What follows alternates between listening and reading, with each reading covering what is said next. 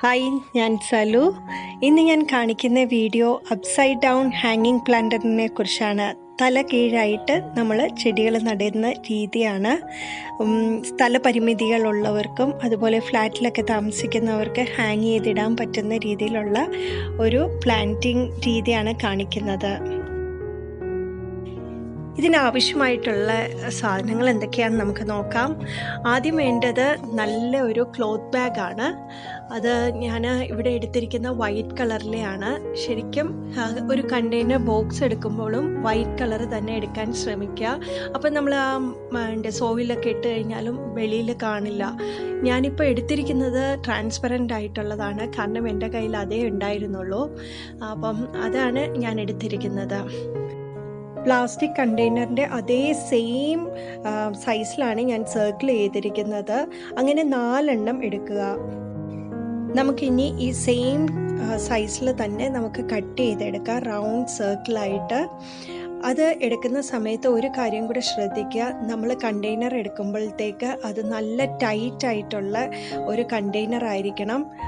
അതിൻ്റെ അടപ്പും എല്ലാം നല്ല പോലെ അടയുന്ന രീതിയിലുള്ളതായിരിക്കണം. ഇനി നമുക്ക് കണ്ടെയ്നറിൽ ഒരു ചെറിയ ചെറിയ ഹോൾസ് ഇട്ട് കൊടുക്കാം.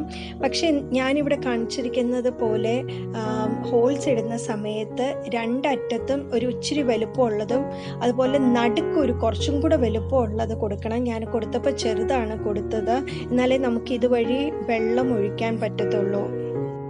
വീഡിയോയിൽ കാണുന്ന പോലെ ഒരു കട്ടിയുള്ള റോപ്പ് ഉപയോഗിച്ച് നമുക്ക് ഇങ്ങനെ ഹാങ് ചെയ്തിടാൻ പാകത്തിനുള്ള രീതിയിൽ എടുക്കുക. ഇപ്പോൾ നല്ല രീതിയിൽ ഹാങ് ചെയ്തിടാവുന്ന ജൂട്ടിൻ്റെ ത്രെഡൊക്കെ ഉണ്ട്. നിങ്ങൾക്ക് ഏത് വേണമെങ്കിലും യൂസ് ചെയ്യാൻ. ഞാൻ വളരെ ഈസി ആയിട്ടുള്ള ഒരു ത്രെഡാണ് എടുത്തിരിക്കുന്നത്. കണ്ടെയ്നർ ലിഡ് എടുക്കുന്ന സമയത്ത് നല്ല ടൈറ്റ് ആയിട്ടുള്ളത് വേണം എടുക്കാനായിട്ട്. അതുപോലെ ഇതിൻ്റെ സെൻറ്റർ പോർഷനിൽ വന്നിട്ട് നമ്മളൊരു ചെറിയ ഹോൾ ഇട്ട് കൊടുക്കണം. ഈ പ്ലാന്റ്സ് അകത്തേക്ക് കടക്കാൻ വേണ്ടിയിട്ടാണ്. ഈ കണ്ടെയ്നറിൻ്റെ അകത്ത് വെക്കാനായിട്ട് നമ്മൾ നേരത്തെ എടുത്ത് വെച്ചിരിക്കുന്ന സർക്കിളായിട്ട് കട്ട് ചെയ്തിരിക്കുന്ന ക്ലോത്തിൻ്റെ നടുക്ക് ഭാഗത്തായിട്ട് ചെറിയൊരു കട്ടിങ് കൊടുക്കുക. അതിനുശേഷം വീഡിയോയിൽ കാണുന്ന പോലെ സിസേഴ്സ് ഉപയോഗിച്ച് നടുക്കൂടെ ചെറിയൊരു കട്ടിങ് കൊടുക്കുക. ഇതുപോലത്തെ 4 എണ്ണമാണ് നമുക്ക് വേണ്ടത്. ഇതുപോലത്തെ ക്ലോത്ത് ഇല്ലാത്തവർക്ക് പ്ലാസ്റ്റിക്കിൻ്റെ ചെറിയ നെറ്റ് വാങ്ങിക്കാൻ കിട്ടും. അത് ഇതുപോലെ തന്നെ റൗണ്ട് ഷേപ്പിൽ തന്നെ കട്ട് ചെയ്തെടുക്കുക. പക്ഷേ ഇത്രയും ഫ്ലെക്സിബിൾ ആയിരിക്കില്ല നമ്മൾ വെക്കുമ്പം. അതായിരിക്കും കുറച്ചും കൂടെ നല്ലത്. ഇതിനേക്കാട്ടിലും ഇപ്പം 4 എണ്ണം വെക്കുന്നതിന് പകരം അതിൻ്റെ 1 എണ്ണം വെച്ചാൽ മതി. ഞാനിവിടെ സോയിൽ എടുത്തതിനൊപ്പം തന്നെ കൊക്കോപീറ്റ് എടുത്തിട്ടുണ്ട്. അതുപോലെ തന്നെ ചാണകപ്പൊടിയും കുറച്ചെടുത്തിട്ടുണ്ട്. ഇത് 3ഉം കൂടെ മിക്സ് ചെയ്തിട്ടാണ് ഞാൻ ഈ കണ്ടെയ്നറിനകത്ത് വെച്ചിരിക്കുന്നത്.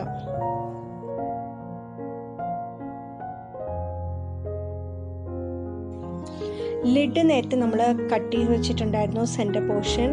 അപ്പം അതിലേക്ക് നമ്മൾ ഈ പ്ലാന്റ്സ് പതുക്കെ കയറ്റുക. കാരണം ഇതിൻ്റെ റൂട്ട്സ് ഒന്നും തന്നെ ചീത്തയാവാത്ത രീതിയിൽ വേണം നമ്മളത് ചെയ്യാനായിട്ട്.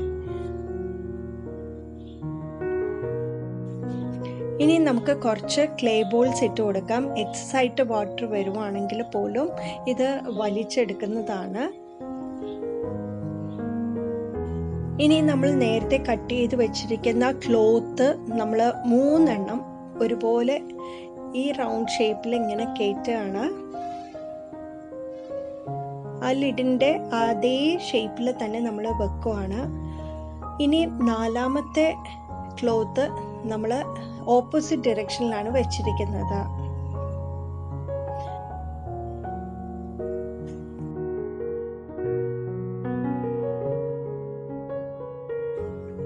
ഇനി സാധാരണ പോലെ നമ്മൾ എങ്ങനെയാണോ ഒരു ചെടി നടുന്നത് അതുപോലെ തന്നെ നടുക.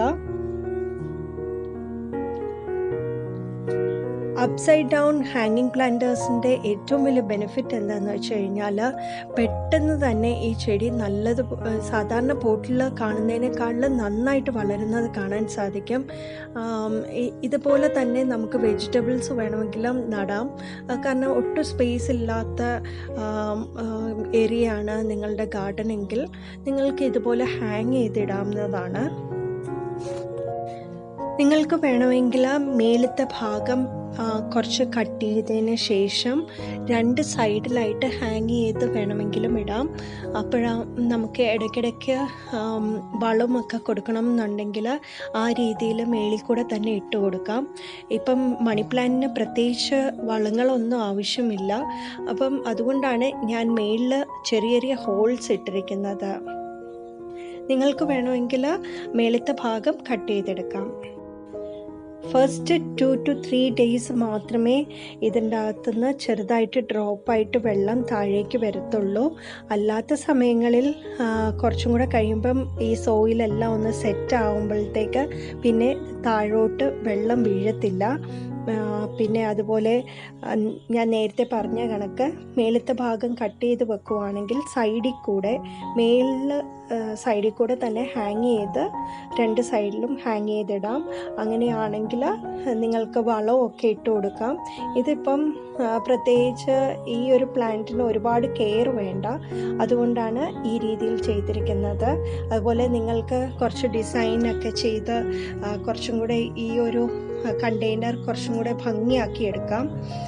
ഞാനിപ്പോൾ പെട്ടെന്ന് ചെയ്തിരിക്കുന്ന ഇതൊക്കെ നിങ്ങളെ കാണിക്കാൻ വേണ്ടി എടുത്തത്, കാരണം എനിക്കെൻ്റെ വൈറ്റ് കളറിലുള്ള കണ്ടെയ്നറും കിട്ടിയില്ല, കളർ ചെയ്യാനുള്ള ഒരു സമയവും കിട്ടിയില്ല. നെക്സ്റ്റ് വീഡിയോയിൽ ഞാൻ നിങ്ങൾക്ക് കാണിച്ചു തരാം ഇതിൻ്റെ അകത്ത് പെയിൻറ്റ് ചെയ്തിട്ടുള്ള അപ്സൈഡ് ഡൗൺ ആയിട്ട് ഇതിൻ്റെ പ്രോഗ്രസ് എങ്ങനെയുണ്ടെന്നുള്ളത് ഞാൻ കാണിച്ചു തരാം. നിങ്ങൾക്ക് ഈ വീഡിയോ ഇഷ്ടപ്പെട്ടെങ്കിൽ തീർച്ചയായിട്ടും ഫ്രണ്ട്സ് റിലേറ്റീവ്സുമായിട്ട് ഷെയർ ചെയ്യണം. അതുപോലെ തന്നെ എൻ്റെ വീഡിയോ കാണുന്ന പലരും സബ്സ്ക്രൈബ് ചെയ്യാൻ വിട്ടുപോയിട്ടുണ്ട്. അതുകൊണ്ട് തീർച്ചയായിട്ടും കണ്ടുകൊണ്ടിരിക്കുമ്പോൾ സബ്സ്ക്രൈബ് ചെയ്യുക. Thank you.